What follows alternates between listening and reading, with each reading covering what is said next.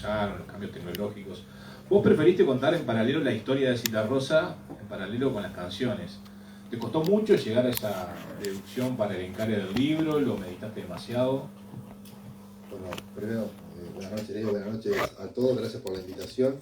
Antes de responder brevemente, me sumo a las palabras. Siempre es bueno juntarse y que el libro sea el elemento convocante. En esta noche especial, agradecerles porque, bueno, nosotros venimos de Montevideo se estaba cayendo del planeta, así que bueno, y ojalá que haya parado y que se hayan podido realizar las actividades, que eran muchas, que se estaban pensando así, yo creo que algunas que tienen con actividades en la vereda o en la calle, porque hace poquito estuve en la inauguración de la Feria del Libro, dije unas palabras ahí, me recuerdo que terminé diciendo, salí un poco de protocolo, y dije, vivan los libros, y ahora voy al revés, en lugar de terminar con esa frase, la empiezo, porque creo que más allá del vínculo que tengamos con el elemento libro, escribirlos, leerlos, prestarlos, comprarlos, no devolverlos, yo soy de los que no devuelve el libro, así que el que me vaya a prestar alguno ya sabe. Dicen que peor que prestar libros es devolverlos. Es devolverlo, exactamente.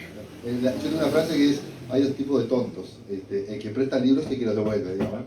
Pero bueno, el libro es convocante, esto es una prueba.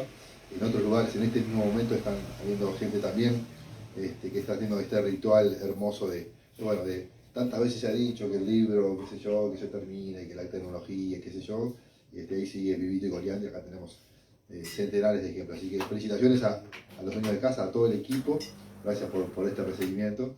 Y bueno, y ahora respondo la inquietud para empezar a conversar. Yo tuve una experiencia, primero que nada yo soy periodista, es verdad lo que decías, que algunos colegas, incluso amigos queridos que fueron partícipes de esta colección en oportunidades anteriores, justamente como tú decías, la editorial UM lo que hace es invitar a autores a que elijan un disco, que escriban un libro sobre ese disco en particular y no hay ninguna premisa. O en todo caso la única premisa es, se les pide que no se salten mencionar las canciones. O sea, que vayan por donde quieran, pero las canciones de alguna manera tienen que estar contadas o miradas en cada uno de los trabajos. Y algunos, como decías tú, van por el lado de la prosa, por la literatura, por la ficción, otros son estrictamente periodísticos. Y yo, bueno, hago esa salvedad porque como yo soy periodista, un amigo me dijo una vez que un periodista es un escritor frustrado. Yo dije, bueno, yo estoy muy feliz con mi frustración porque me encanta lo que hago, lo llevo en la sangre, yo soy vocacionalmente periodista y no me puedo imaginar haciendo otra cosa a esta altura de la vida. Y lo que sucedió con Citarrosa en vivo fue que tuve la experiencia anterior de Brindis por Pierrot, que dicho sea de paso, el domingo Jaime Ross cumple 70 años, así que hay que tomarse una copa de vino y escuchar alguna canción de Jaime el domingo. Y en aquella oportunidad, que fue la primera invitación que tuve de la editorial, tuve la enorme suerte, en un momento en el que Jaime no estaba dando entrevistas, se había llamado a Cuarteles de Invierno, que Jaime me recibiera en su casa, fuera muy generoso con aquel proyecto, fuimos charlando largo y tendido, y ahí nació de alguna manera Brindis por Pierrot. Una fórmula que a mí me siento muy cómodo haciéndola, eso es bueno, tener la voz del protagonista un poco llevando el hilo conductor, la batuta de la historia. Recién él me preguntaba por Selmar Michelini, que fue un trabajo anterior, una biografía que me llevó muchos años, 4 años y pico de escribirla, y siempre en todos mis trabajos trato de cederle el centro de la escena, que el relato de alguna manera sea el protagonista que lleve el control de la historia. Con Jaime lo pude hacer, obviamente por una charla tuvimos como 7 horas en la casa de Jaime. Con Selmar lo que hice fue traer discursos y apuntes de él, y además de gente que lo conoció, y de alguna manera la fórmula se repite en el caso de Citarrosa. Obviamente no tuve la oportunidad de conversar para el libro, sí ya conocía a Citarrosa en otras oportunidades que después charlaremos, y le dije, bueno, entonces yo como soy un bicho de biblioteca, tengo un gran archivo de material, de libros, de revistas, de diarios, y no voy a poder dar fe porque los mañana van a desaparecer algunos de ellos. Entonces le dije, bueno, aplicando la fórmula de Brindis por Pierrot, sustituí la charla con Jaime por una charla de alguna manera imaginaria con Alfredo. Lo que hice fue rescatar testimonios de Alfredo de diferentes momentos, ¿no? Entrevistas, otros libros biográficos hermosos, por ejemplo el de Guillermo Pellegrino, que se lo recomiendo. Cantar del Alma. Cantar del Alma, hermoso trabajo. Si no es el mejor sobre Alfredo, probablemente sea el mejor. Bueno, además Guillermo es amigo y tuve oportunidad de hablar mucho sobre esto. Y lo que hice fue, bueno, respondiendo a lo que tú me decías, Bueno, ir trayendo en cada uno de los capítulos testimonios de Alfredo, con un proceso, como bien tú decías, en paralelo. Por un lado, atendiendo la cuasi obligación de la editorial, de no saltearme las canciones, y por otro lado, aprovechando el hilo conductor de las canciones que se fueron haciendo en determinados momentos de la vida de Alfredo, ir contando su recorrido musical, su recorrido artístico, su propia vida, y en paralelo, si se quiere el tercer paralelismo, es qué iba pasando en cada uno de esos momentos con la música popular americana. A mí me gustan mucho las biografías. Vos contextualizás de algún modo lo que ocurría en los 50, los 60, Aníbal Sampaio y la edición de su primer disco en Argentina, Osiris, aquí, su primer disco, Amalia de la Vega. Exacto. Bueno, Guillermo también hizo un libro sobre Osiris, que es hermoso. Y a mí me gustan mucho las biografías, tengo una gran cantidad de libros biográficos, pero me ha pasado con algún autor que de pronto se concentra tanto en el personaje que se olvida de contar qué es lo que está pasando alrededor. Y yo creo que, sobre todo los artistas, son hijos de su tiempo. Es importante a veces decir, bueno, ¿por qué tal o cual artista hace tal o cual cosa en determinado momento, canta o dice o pinta o lo que fuere? ¿Qué tan importante es en función de lo que está pasando o en el colectivo artístico, o en la comunidad, o en su país, ¿no? A nivel histórico, político, social, cultural. Y entonces, bueno, me interesa que al lector, así como yo como lector, me gusta esa información que me ayuda a buscar el personaje dentro de un escenario particular, de un momento histórico. También como autor trato de tener ese cuidado para con mi eventual lector. Entonces lo que hice fue recorrer, apelando obviamente a mucho material bibliográfico, como decía, diarios, revistas, entrevistas, a lo que estaba haciendo Alfredo en su vida personal, lo que estaba haciendo en su universo creativo, y como tercer camino a recorrer, lo que estaba pasando en el país, no solamente histórica y políticamente, sino a nivel de la música también. Y da la sensación, y lo narrás precisamente en Citarrosa en Vivo, que hay una serie de episodios en la vida de Alfredo que de alguna manera lo fueron empujando al oficio de cantor. Él no lo tenía tan definido, de hecho, ya consagrado renegaba un poco, él se consideraba un escritor básicamente, vivió de la locución mucho tiempo, y parece ser que ese viaje iniciático que hace por Latinoamérica rumbo a Cuba, que al fin y al cabo no llega, termina allí en Perú, fue determinante para, en definitiva, tener al ícono de la música popular que tenemos hoy en día. Totalmente, está muy bien la observación. Por supuesto que no podemos hacer una traslación de qué hubiera pasado si tal cosa no hubiera sucedido, porque es imposible hacer ese ejercicio. Pero sí es verdad que incluso después de ya, con muchos años del oficio de cantar, Alfredo seguía renegando de su propio canto, ¿no? Y además, y está muy bien lo que decís, a mí me pasó con el ir armando un poco la historia de Alfredo, que fui descubriendo que si bien ya tenía cierta información a propósito de eso, el libro de Guillermo es muy claro en ese sentido, de lo bien que escribía Alfredo. O sea, creo que es un lindo ejercicio para hacer. Que se haya volcado definitivamente a cantar, creo que nos privó de un gran escritor, al punto que algunos decían que podía perfectamente integrar la generación del 45, ¿no? Por poner un ejemplo medio grandilocuente. Hasta llegó a ganar un concurso. Sí, que de hecho su primer premio a nivel artístico es un premio en la Intendencia de Montevideo, totalmente a propósito de unos textos. Entonces, ese golpe, si se quiere, de gracia o de desgracia, según como se mire, que hizo que Alfredo casi que obligado a empezar a cantar, eso fue en Perú, como bien decía él, quería conocer Cuba en momentos en que era un poco la referencia política de toda América Latina, a propósito de la revolución, no le da el dinero, no llega a Cuba, se queda circunstancialmente en Perú, con la intención finalmente de llegar a Cuba, que en ese momento no lo hace muchos años después, y casi que por necesidad, de hecho un amigo lo inscribe sin decirle nada en un concurso televisivo, y es la primera vez que Alfredo cobra, ¿no? por cantar. Y bueno, obviamente eso hizo que empezara como mezclando la locución, mezclando el canto, mezclando los textos, porque además escribía textos periodísticos con una gran capacidad de análisis, no solamente de la realidad, sino hay textos de Alfredo publicados, bueno, acá en Nicaragua en Marcha, pero en México en un momento, en Perú, sobre todo reflexionando en torno a la música, ¿no? El fenómeno de la milonga, llegó a escribir sobre los Beatles, por ejemplo, ¿no? Para tener una idea de la amplitud de mirada que tenía. Y como decía, perdimos al Alfredo escritor, que cada tanto aparecía en algún texto, pero ganamos, por supuesto, bueno, esto que decías tú, el referente absoluto del canto de Alfredo en la música popular uruguaya. Y da la sensación que esas canciones estaban muy elaboradas, porque es protagonista de uno de los debuts discográficos más contundentes de ese primer disco de Citarrosa del 66. Es un disco perfecto, casi, con muchos de los clásicos que hoy se recuerdan. O sea, daba la sensación que esas canciones estaban en su cabeza y estaban hiper chequeadas y tenían ese grado de perfección que terminó plasmándose en Seúl, ¿no? Mira, está bueno lo que decís, porque cuando la vez que hice el Alfredo, el disco de Jaime, y la editorial dice, bueno, ahora, que aparte le fue bien, o sea, incluso fue el disco de oro, perdón, libro de oro de la Cámara del Libro, dice, bueno, ahora, ¿con qué vamos? ¿No? Yo, bueno, empecé a discutir algunos nombres, mira, en mi corazoncito musical, Jaime y Alfredo están ahí, los dos, de cabeza a cabeza. Yo no hice de Alfredo al principio porque Ramiro Sánchez había hecho de guitarra negra, ya lo vi que andaba por ahí, muy lindo trabajo de Ramiro también.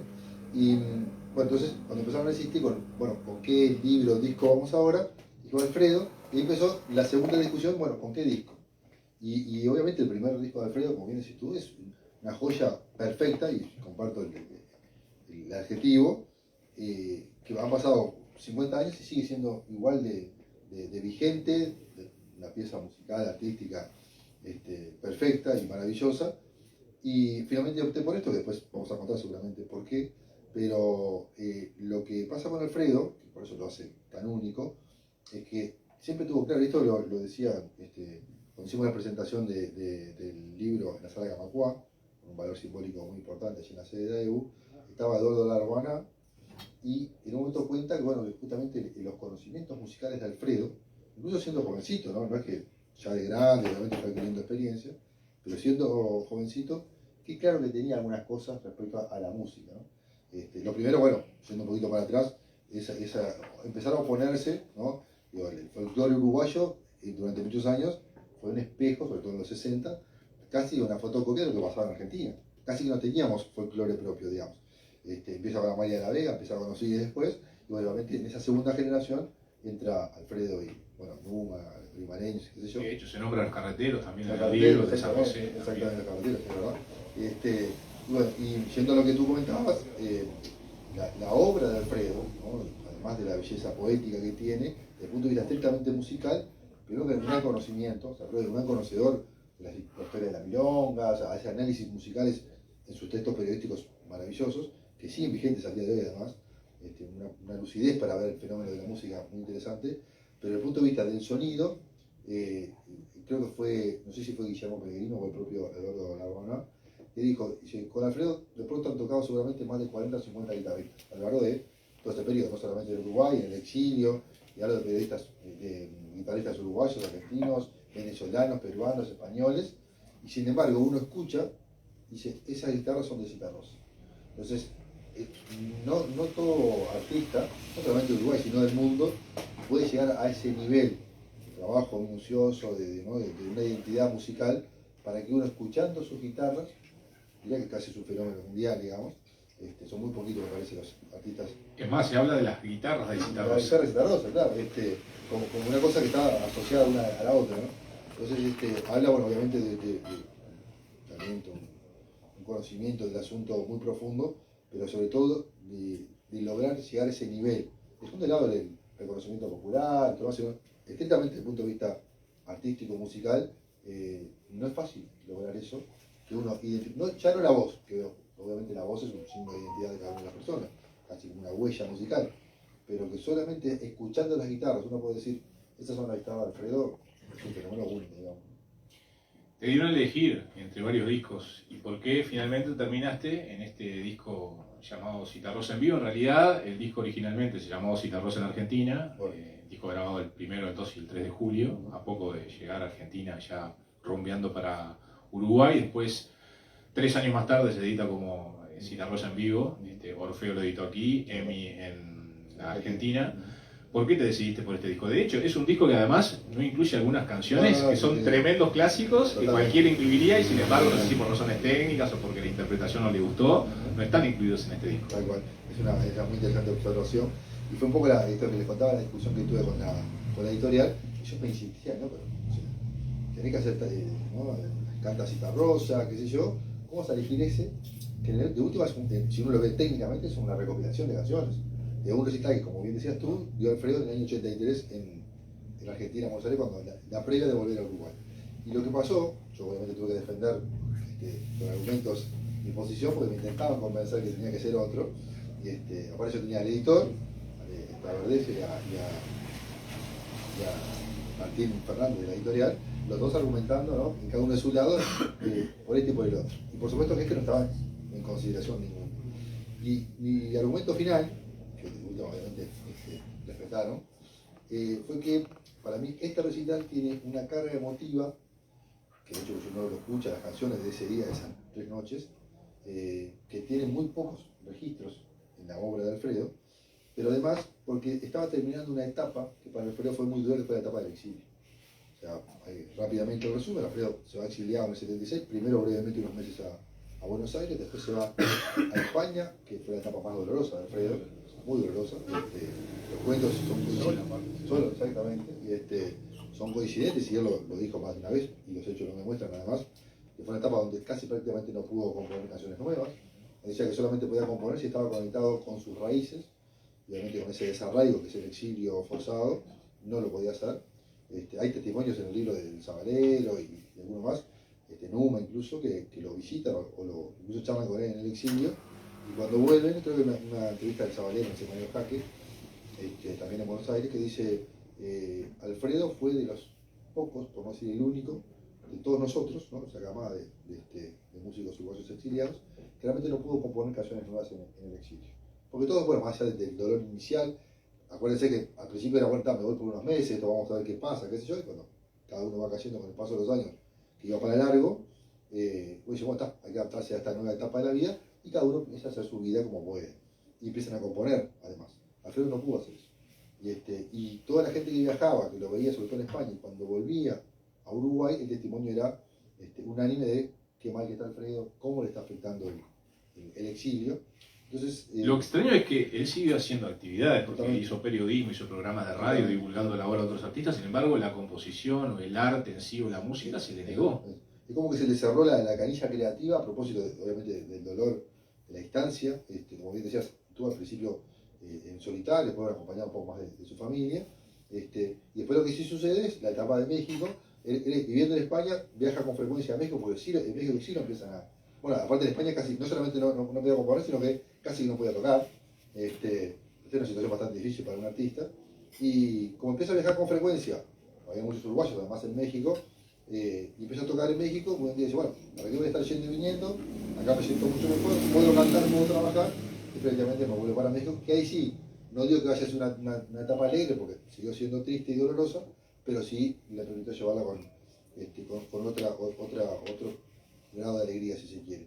Y volviendo un poco, que quiero responderte de eso, argumentando por qué quería hacer este disco para transformar en un libro, escuchar esas canciones, sobre todo el comienzo, ¿no? Cuando Alfredo se presenta en el escenario, va a cantar, y de hecho demora en cantar porque el interior de la gente, Uruguay, qué sé yo, le recomiendo que lo escuche. Bueno, yo de hecho lo escribí escuchando todo el tiempo ahí a Alfredo de fondo. Creo que ese grito asoma cuando va a cantar Adagio en mi país, me parece. Y de hecho creo que hay unas fotografías muy lindas de escenario con Alfredo con los ojos llorosos. No, es impresionante. Entonces, yo lo que quise hacer es, bueno, con la excusa, por un lado, del recital, que julio del 83 se graba primero, como bien decías, en Argentina, después se edita 3 años después en Uruguay, de alguna manera ir contando desde ese punto final, si se quiere, y después obviamente de la llegada a Montevideo, unos meses después, qué pasó con Alfredo de ahí para atrás, ¿no? En lugar de tomarlo como punto de inicio, de ahí para atrás hasta volver después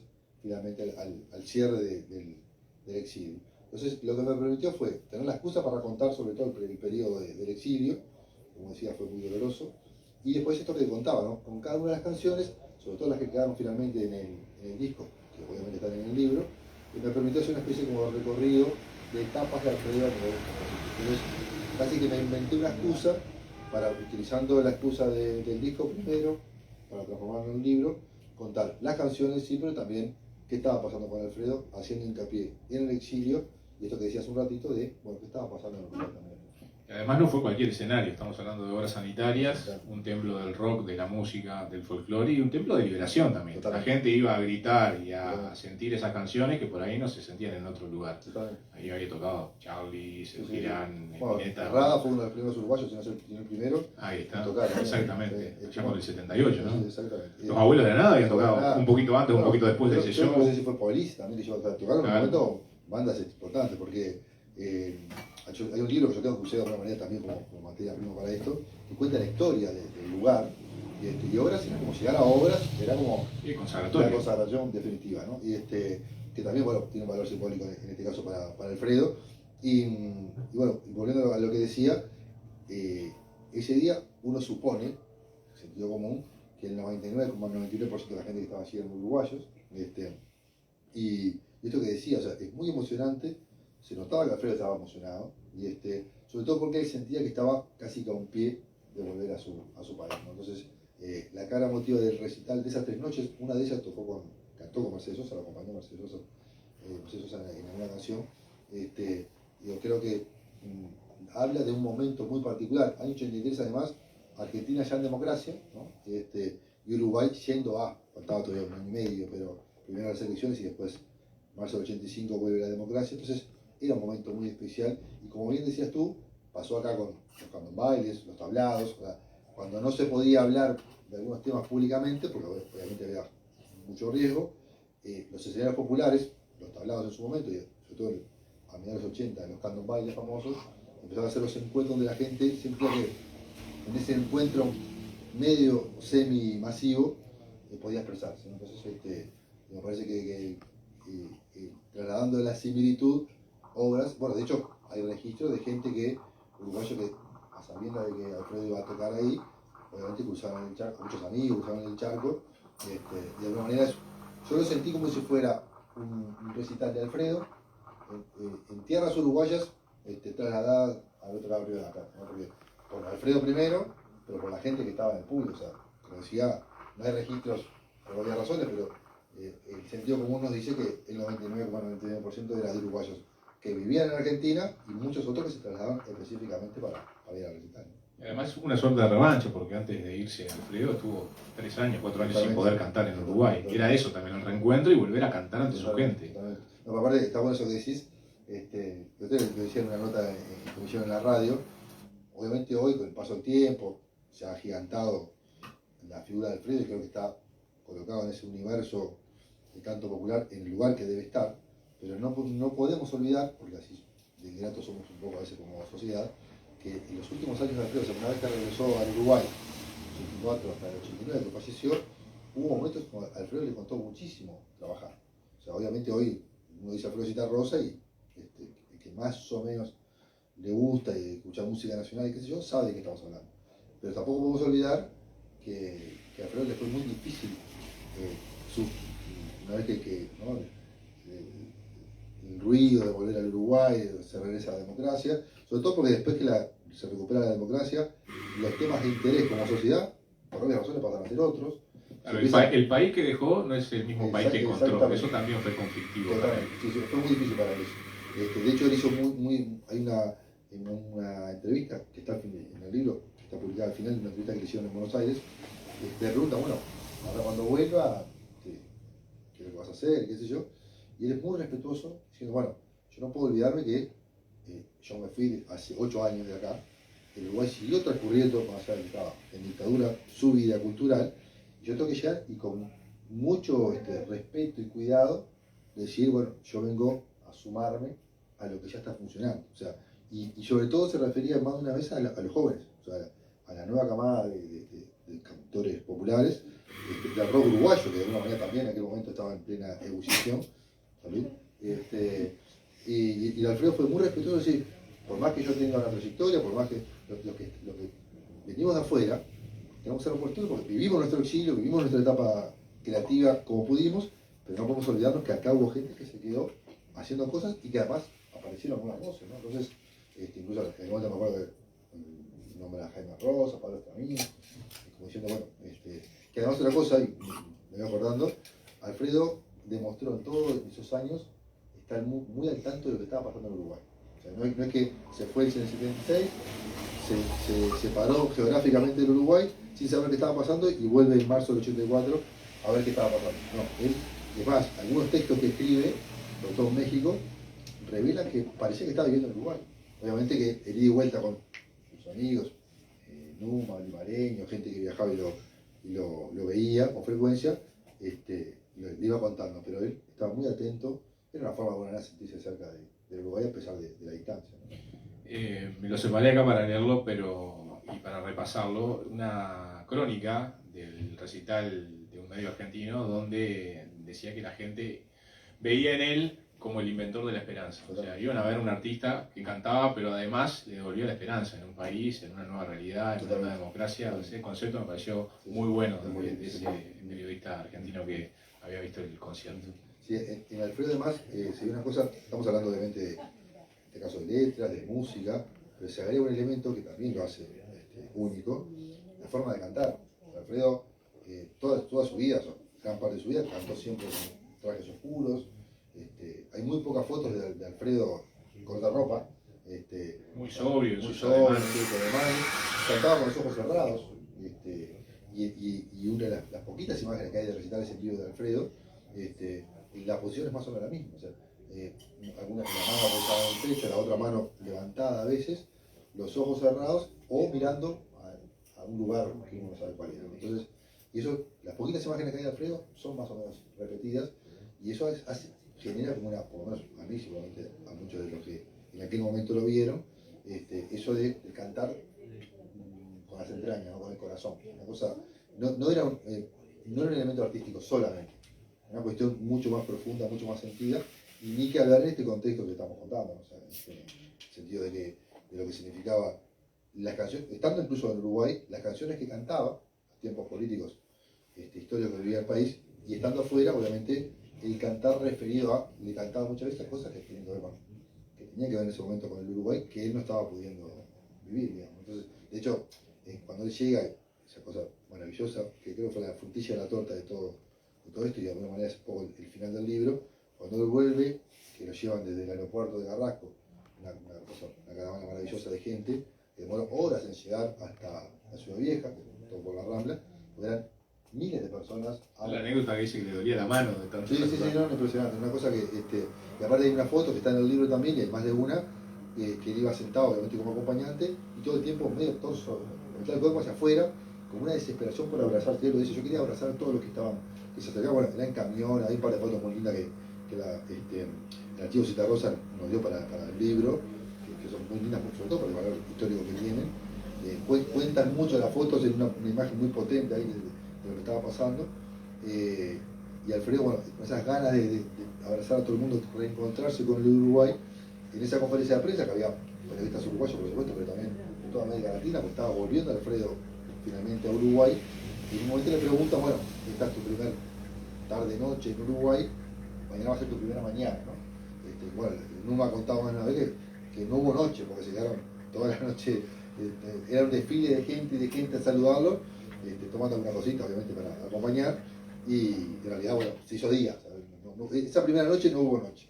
Y le preguntaron qué iba a hacer al otro día, y bueno, las 4 cosas que quiero hacer tienen que ver obviamente con Uruguay, y hizo un resumen creo que perfecto de esto que decía, del vínculo con su país, ir a ver el mar, o sea, descansarme y meterme las patas peladas en el agua, comer un asado, tomar mate con yerba de acá y jugar al truco. Y Numa ha contado que después de descansar, fue larga la noche, efectivamente al otro día lo que hizo fue eso, o sea, darse el gusto de esos 4 pendientes para decir estoy de vuelta en Uruguay. Y de alguna manera cumplió con sus palabras. Él había dicho que iba a ser el último en irse del Uruguay y iba a ser el primero en volver, y fue así. Esa frase es maravillosa, porque aparte, contado hoy, 50 años después, suena simpática, folclórica, casi una leyenda, pero hay que imaginarse en aquel momento, sobre todo una actitud, ¿no?, de respecto a lo que estaba pasando. De hecho, Alfredo lo tiene que convencer. Numa ha contado una vez que fue uno de los que intentó convencerlo, tenés que irte, porque esto se ha ido. Primero que nada que no estaba trabajando, estaba censurado.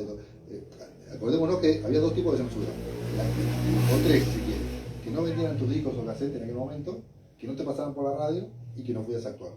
Y había, en esas 3 se movía, algunos los prohibían de una manera y no de otra, pero no podían actuar, pero lo pasaban por la radio. Jaime Barroso contó una vez que él, no por cuestiones políticas, sino porque era marcha preso todo el mundo así en aquel momento, él estaba prohibido, era prohibido de venta de sus discos, pero él escuchaba que lo estaba pasando por la radio, ¿no? Y es una cosa bastante curiosa. Había otros que solamente le prohibían, no podía cantar, pero se podía escuchar por la radio, una cosa que tiene la dictadura, una de las tantas. Y Alfredo, esto que decía, ¿no? El no poder cantar, primero prohibido de que lo pasen por la radio, prohibido de poder actuar, la situación lo fue empujando y él, a pesar de eso, no se quería ir a Uruguay. Hasta que cuando se dio cuenta que ya estaba corriendo peligro real, año 76, o sea, estamos ya avanzados la dictadura, 3 años, finalmente se fue, ¿no? Y como bien decías, cuando se fue dijo, voy a hacer el último libro, cumplió de alguna manera, y de alguna manera abrió la puerta después cuando, marzo del 84, porque aparte fueron llegando los olimareños, Zabalero, Numa, y efectivamente pasó. En el proceso de investigación, seguramente te habrás encontrado con datos que ya conocías, algunos que confirmaste. ¿Hubo algún dato revelador que no lo tenías y fue todo un hallazgo para vos?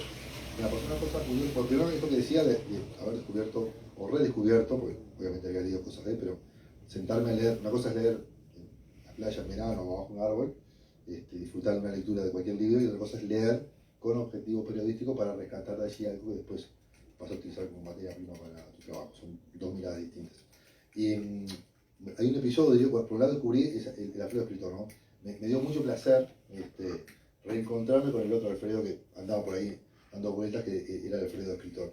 Y fue un hecho curioso que para mí fue muy sorpresivo, y después hablando con Guillermo Pellegrino, que en todo este proceso de casi 2 años de trabajo hablamos mucho, que el intento de suicidio, estando en Cuba, yo no lo tenía...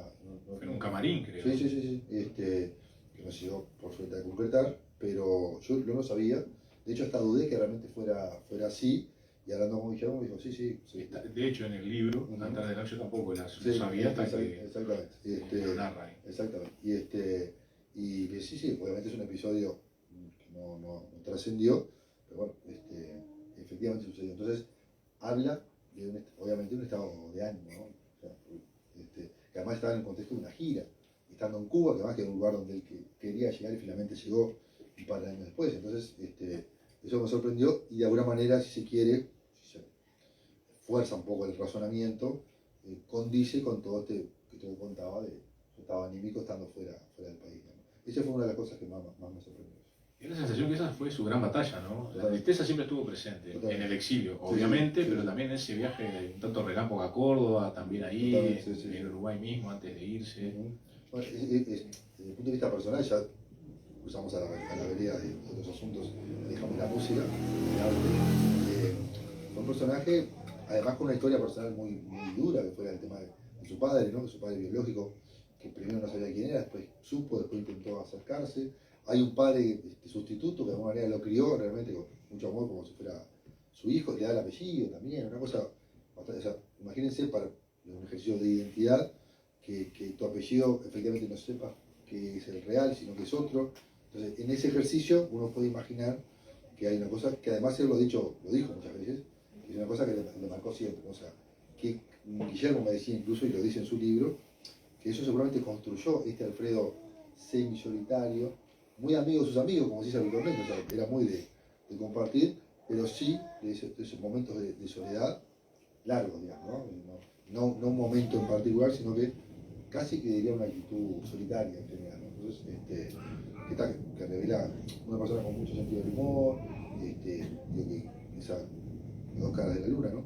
Pero episodios de su vida, casi como que cualquier vida, pero que cuando uno lo mira en perspectiva respecto a lo que pasó después, evidentemente fueron muy duros. Y esto de Cuba, a mí fue una de las cosas que más me sorprendió. De hecho, está la anécdota con Juseca, de esos amigos que iban al rescate, creo que fue en Buenos Aires, cuando él un poco estaba un tanto conflictuado, porque a modo de hacer el hecho de matemático de contar sus amigos, y él estaba conflictuado con, fíjate vos, José, Juan, a Juseca le decía, tengo 6 amigos, ¿verdad? A esta altura de mi vida, 6 amigos, ¿a vos te parece? Y Juseca lo mira y dice, pero Alfredo, ¿cuál es el problema? Tener un amigo para el lunes, un amigo para el martes, un amigo para el miércoles, un amigo para el jueves, un amigo para el y el domingo descansar. O sea, era el modo de rescatarlo de esos pozos profundos en los que solía De hecho, caer. el libro, no voy a spoilear mucho, pero termina con un relato de Gordo Galeano, que es hermoso, que totalmente junta a Juseca con Alfredo. Alfredo fue un personaje muy rico, más allá de lo que hizo arriba del escenario y por la música popular uruguaya. Yo hago un paralelismo, no sé tiempo, digamos, pero con Jaime Ross, en el sentido de que hay artistas, esto es una opinión personal por supuesto, de gustos incluso, que son hermosos, tienen luz propia, tienen van a dejar, o están dejando, o dejaron un legado artístico hermoso, pero debajo del escenario hay poca cosa para decir, ¿no? En el sentido de otro tipo de aportes o riqueza, qué sé yo. Alfredo Zitarrosa, Jaime Ross, puedo mencionar de pronto a Eduardo Damayans, a Fernando Cabrera, son artistas tan completos que no solamente hacen belleza arriba del escenario, cosa que uno ya agradece. Esto que le decía, el domingo cumple 70 años Jaime Ross y por suerte todavía lo tenemos ahí vigente. Pero además, Fernando Cabrera, Darno, tiene una cultura, una formación, una base cultural tan hermosa que las entrevistas, a mí me encanta la cuestión de formación profesional, las entrevistas, escucharlos a cualquiera de ellos en las entrevistas que dan es como un aprendizaje y un disfrute adicional. O sea, Jaime hace referencia todo el tiempo a cuestiones históricas, de pintura, bueno, de canal de fútbol, elementos vinculados a otras áreas del cine, es muy cinéfilo. Lo mismo pasa con Fernando Cabrera. O sea, cuando uno lo escucha en una entrevista, siempre trae ejemplos de otros lados, ni que hablar de otros músicos, pero de otras ramas del arte. Lo mismo pasaba con Darno, Galemire, si se quiere, también un poquito por ahí, pero no pasa, por ejemplo, con Rubén Rada. Y esto obviamente no pertenece, ni mucho menos, Rada está en el firmamento de la música popular uruguaya, sin duda. Pero lo que digo es, se queda, en el buen sentido, con lo que pasa arriba del escenario o con su arte. Más allá de eso, o sea, tiene una frontera bien definida. Zitarrosa, Jaime, Darno, Fernando Cabrera, tienen además un elemento adicional que para mí le dan valor agregado, una especie de modo de regalo extra que te dan desde el punto de vista artístico, de escucharlos hablar, a Jaime por ejemplo de cine, ¿no? O de arte, o de cuadro, de pintura. Y eso me parece que con Alfredo también pasa, ¿no? El conocimiento que tenía, que demostró además a través de sus textos, de la música, de la milonga, porque hay unos análisis que hace de la milonga que son maravillosos, históricos, ¿no? O sea, evidentemente fue escarbó, buscó, investigó, y bueno, yo creo que es un legado. Digo, vamos a suponer que Alfredo no se hubiera dedicado a cantar, uno va a leer su texto y encuentra ahí un estudioso de la música. Entonces, eso también hay que agradecerlo. Claro, venga, firmeza de conceptos, alguien preparado, que se tomó el trabajo, que medita. Hay gente que parece hablar sin pasarlo por el filtro del pensamiento, pero él tiene unos procesos de razonamiento y que inspiran también de alguna manera, ¿no? Recién me decía, mirá una cosa que me hiciste acordar ahora, que no es menor, ¿con qué te contrasta en este proceso de investigación? Es sorprendente la coherencia ideológica de Alfredo, que no cambió durante 40 años. O sea, uno empieza a leer, hay una revista Hit, obviamente ya desaparecida, y le hacen una entrevista, yo la tenía, y estoy hablando de los 60 y pico, principios de 70 capaz, y uno lee esa entrevista y perfectamente la puede trasladar al año 84, 85, 86, 87, y uno no encontraría que pasaron en el medio 20 años. Y eso habla de una línea de pensamiento que para algunos puede ser un error, estar equivocado, decir, bueno, no, pero el ser humano evoluciona. Por supuesto que sí, pero en el caso de Alfredo, el componente de sensibilidad social, por supuesto que ideológico, vinculado a lo que estaba pasando, se mantiene igual, diría que estaba reforzado con el paso de 20, 30 años, y eso no es menor tampoco.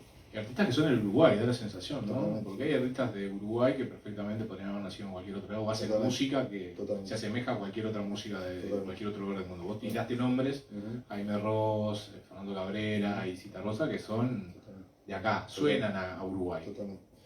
Creo que esa, para mí la santa trinidad de la música popular es Zitarrosa, Jaime, y ahí bueno, el tercer lugar está disputado entre un Galemire, un Fernando Cabrera o un Darno. Jaime y Alfredo seguro, y yo le traigo la justo con un amigo, un músico, digo, dentro de 50 años, 60 o 70, cuando solamente muchos de nosotros no estemos, y venga alguien, ¿no? Y madera que haya gente joven de Pacharla, a decir, che, ¿quién era ese Jaime Ross? ¿O quién era ese flaco nominado, que canta con los ojos cerrados? Ahora se usa cantar saltando y qué sé yo. ¿Quién era? Bueno, yo creo que capaz que tarde, ojalá que no, nos vamos a dar cuenta del enorme valor artístico que tuvieron cualquiera de ellos, ¿no? Incluso Galemire, que lo mencionaba recién, yo creo que Galemire no nos dio tiempo de ubicarlo en ese escenario, ese firmamento. Galemire, un artista completísimo también, tremendo músico, con un conocimiento musical, de hecho, no conmigo, sino un atrevido, sino por Jaime, Rada, Fernando Cabrera, lo consideran un maestro, ¿no? Mateo, no lo mencionamos, Mateo. Entonces, creo que sí, que la riqueza de Uruguay desde el punto de vista artístico, somos a veces medio tranquilos con nosotros mismos, le exigimos o le pedimos o le negamos muchas veces a nuestros propios artistas se condena el éxito. Se condena el éxito, hablar, sin darnos cuenta que cruzando el charco, además en Argentina, hay artistas que darían lo que sea por apropiarse de ello, ¿no? Lo intentan cada tanto, no les sale por suerte, pero es así. Siento que ellos son 10 veces más que nosotros. Es una pregunta que no tiene que ver con el libro, pero sí con la música y con los guetos que se establecieron a veces en la música uruguaya. Eso no fue un retroceso, el hecho de que el canto popular mirara con desconfianza al rock, el rock mirara con desconfianza al canto popular, el rock no con la cumbia y así. Ya, eran como trincheras. Sí, está buenísimo lo que decís por esto. Recién tiramos un cuadro de 5 nombres. Si uno empieza a escarbar, hace ese ejercicio, que es un poco complicado, pero no tan difícil, descubre que los que arman esa especie de grieta, utilizando términos más actuales, entre ustedes están allá y nosotros de este lado, curiosamente no son los mejores. O sea, uno escucha Jaime Ross, Rubén Rada, un propio Alfredo. Alfredo fue jurado en un festival de La Paz en 86, no recuerdo más, 87, donde los que tocaban y era jurado eran jovencitos que la gran mayoría hacían rock. Y él fue jurado. Entonces, los verdaderos, voy a decir una palabra con muchas comillas, pero creo que se va a entender, los verdaderos maestros, en aquel momento, actividad de siempre, son curiosamente los que no hacen esa distinción, sino que somos todos músicos. Jaime Ross le regaló una canción a una banda que se llama Poliéster, que seguramente el 99% de los que estamos acá no se acuerdan. Yo lo sé quién es porque lo tuve que investigar para el libro. Y Jaime le regaló una canción que se llama Noche de Calor para que la grabaran, porque conocía a uno, qué sé yo. Eso habla además de una generosidad, de cruzar la vereda. Galemir estaba en las grabaciones de cuando los pibes que hacían el rock uruguayo estaban grabando y le tiraban unas piques, Fernando Cabrera. Entonces yo creo que los que cultivaron esa ridiculez de la grieta, vos haces canto popular y vos haces no sé qué, y yo hago no sé qué, y está pasando hoy además, son los que no entienden nada de negocio, de qué es hacer música. Ya que hay gente joven, si le tuvieras que recomendar armar una playlist de Cita Rosa, ¿qué canciones no pueden faltar ahí? Todas. Todas. Difícilmente no encuentres, es un buen ejercicio no encuentres, capaz que a veces como el tango, dicen que el tango te espera, sí. Capaz que a los 20 no lo entendés y a los 50 sí. Yo creo que en el caso de Alfredo también te espera. Yo creo que tenés que transitar algunas cosas para decir, yo te puedo enseñar a volar pero no seguirte el vuelo. Eso, que parece tan fácil de decir, encierra ahí una cuestión de vida que tenés que darte algunos porrazos para entenderlo. Entonces, Alfredo creo que te espera, me parece. Y es donde comunicar cosas profundas con palabras simples. Totalmente. Guitarra negra, el otro día estuvimos en la charla y salió Guitarra Negra, que siempre sale, y a mí me cuesta encontrar una poesía, canción, poesía, porque es una mezcolanza, con una belleza descriptiva como la que tiene Guitarra Negra. O sea, difícilmente vos no te conmuevas, porque yo siento que Alfredo te agarra de la mano y te empieza a llevar por algunas veredas, por algunos barrios, por algunas situaciones, ¿no? Una especie de vuelta sin fin, y difícilmente vos no te conmuevas con alguna de esas imágenes, ¿no? Aparte es una obra que cobra sentido en la extensión, y es larga, y te quedás, sí. No es que la abandonás. Incluso hay una cosa que uno a priori, obviamente uno no puede repetir qué me pasó la primera vez que escuché Guitarra Negra, pues es posible, que además cada vez que la escucho me pasan cosas distintas, pero uno dice, no, si no supiéramos Guitarra Negra qué es, y acaba de salir, y yo les cuento a todos los que estamos acá, no, es una persona hablando durante 20 minutos y abajo unos acordes de guitarra que se repiten, una especie de loop que se repiten todo el tiempo, y a priori decimos, 3 minutos ya está, o sea, más con el tipo de consumo que tenemos cultural hoy. Sin embargo, hay una cosa hipnótica todo el tiempo, no en la música estoy hablando, pero obviamente se refuerza en las palabras, que hace que es una especie de telaraña que entras y no puedes salir. Y una vez que te atrapa, te lleva por todas estas. Jaime Ross, que volviendo un poco a lo que decía de las imágenes cinematográficas, Jaime siempre hace una traslación entre la música y el cine. Dice que algunas canciones son como pedazos de películas que van intercalándose, ¿no? Como momentos de escena. Y yo creo que, tomando atrevidamente las palabras de Jaime, yo creo que Guitarra Negra es un gran paseo por un cine donde hay imágenes del Uruguay de diferentes momentos, más generales y más individuales, más personales, que difícilmente salgas airoso de esa experiencia. Para cerrar, Mauricio, ya que estamos en la noche de las librerías y ya que estamos con un libro de música y escribiste unos cuantos de música, te voy a preguntar, como lector, ¿cuáles son los 3 mejores libros de música que leíste? Qué buena pregunta, qué difícil también. Bueno, citarlos amigos, bueno, sí, no, bueno, decíamos, para citar, voy a citar amigos, Guillermo Pellegrino, hermoso libro. Agrego un y medio que es Heliosírico, también de Guillermo, aparte, a mí me gusta el GES.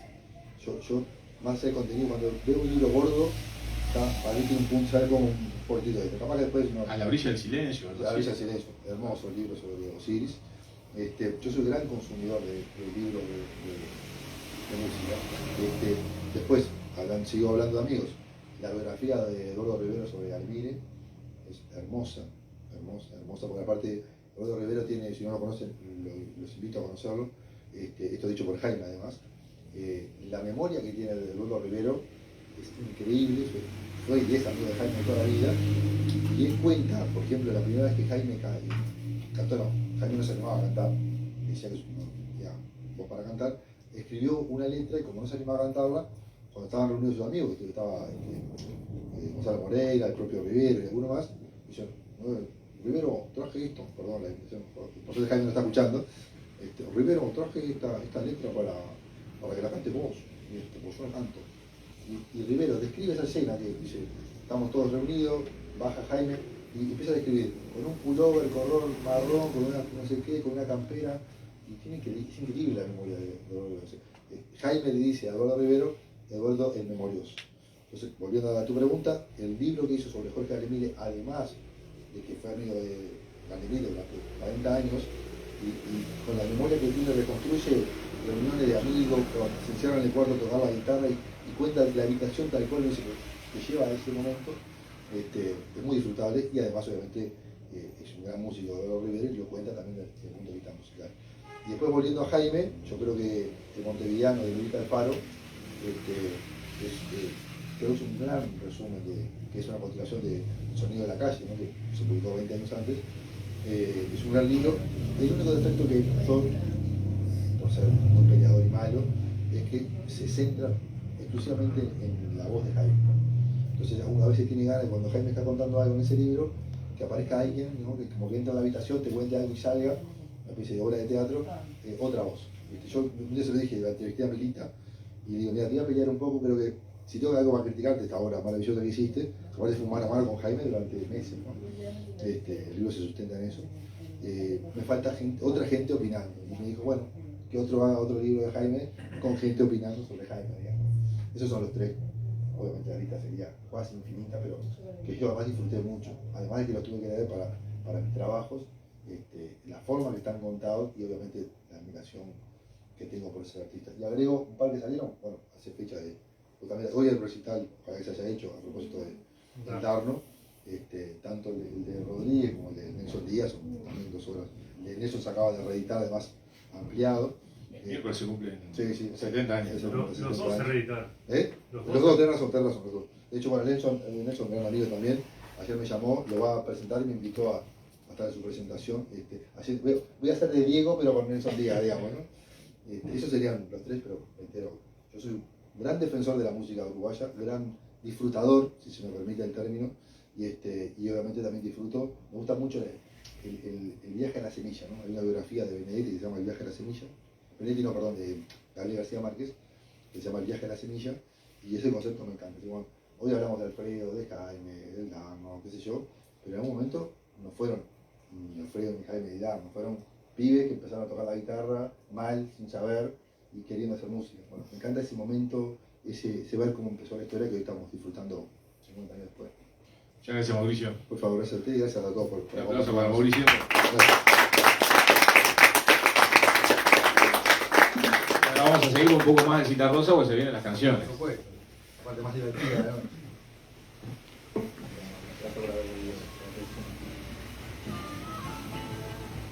Bueno, muchas gracias a los dos. Por favor, gracias a Muchas ustedes. gracias Mauricio, muchas gracias Diego. Da para seguir mucho más. Da para seguir. Sí, sí. Yo me guardé todas las preguntas, me las guardé. Pero, y comentarios, pero la verdad que fue un gusto tenerlo.